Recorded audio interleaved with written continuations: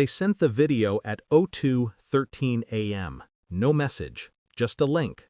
I watched it once, only once, and that was enough to etch the sound of my brother's voice into the deepest part of me. He was tied to a chair under a bridge somewhere near Juarez. The camera trembled with laughter in the background. The kind of laughter men use to hide their own fear.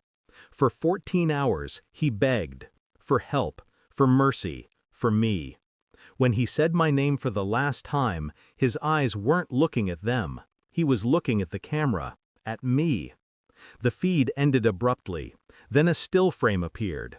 A message carved into his skin before they ended him: "Stay out of Mexico." I didn't move for a long time. The room was silent, except for my breathing, slow, measured, deliberate. I'd been trained to endure the worst things men could do to other men. But this wasn't war. This was personal. And they didn't know who I was. Master Sergeant Gabriel Rivera. Call sign, Ghost. 19 years, Delta Force. I'd interrogated men like them before. I knew what they feared most. My brother, Luis, wasn't supposed to be there. He'd promised he'd stay out after his first brush with the Sinaloa boys. But he went back, said he could fix things. That was his mistake. Thinking honor meant something to people who sold death by the kilo.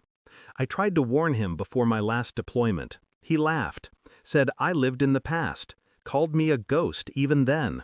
He didn't know how right he was. After the video, I called his wife.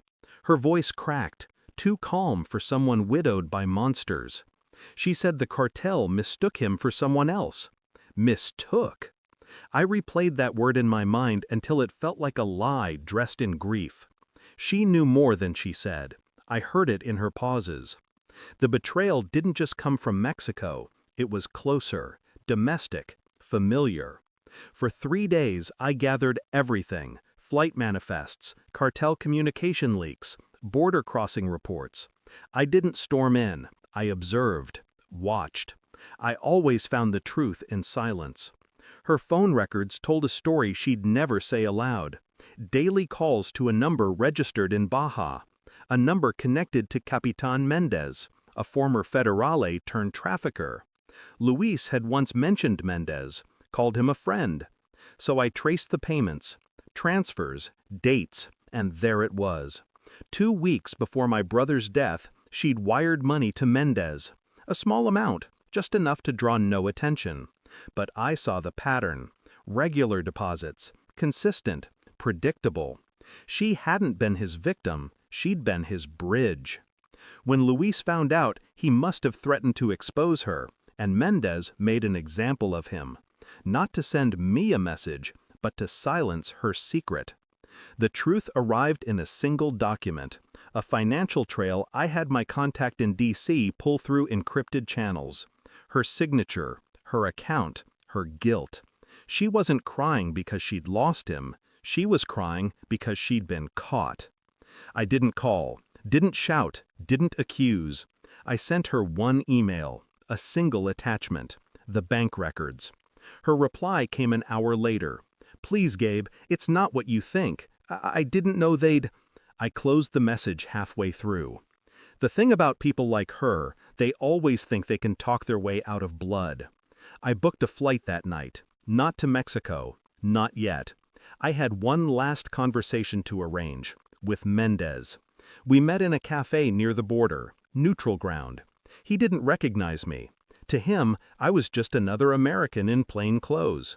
"Coffee?" he asked, smiling like he hadn't signed my brother's death warrant. I nodded, watched him pour sugar into his cup with the hand that ordered the execution.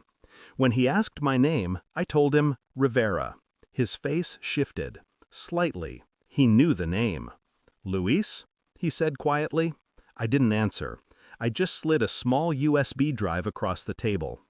"Every account you've ever touched," I said. "Every name. Every partner. U.S. intelligence already has it." His hand trembled. "What do you want?" "Nothing," I said. "You've already given me what I needed." I stood, left the cafe, and didn't look back. The border agents found him 2 days later, alive, stripped of every asset, every ally, hunted by his own men. I hadn't touched him, didn't need to, I just exposed him. When I finally listened to the last minute of the video, the part I couldn't bear before, I heard something I'd missed. My brother wasn't begging anymore. He was whispering a single word: forgive. It wasn't for them, it was for me. Forgiveness, though, that's not in my nature. But I did something close. I let them live. Now, when I sleep, I don't see his face anymore. I see theirs. The ones who betrayed him, destroyed each other trying to survive the truth I set loose. Justice wasn't fire, it was gravity. And all I had to do was let go. He suffered for 14 hours, so I made sure the people who caused it would spend the rest of their lives remembering every single second of them. Thanks for watching. Don't forget to like, share, and comment.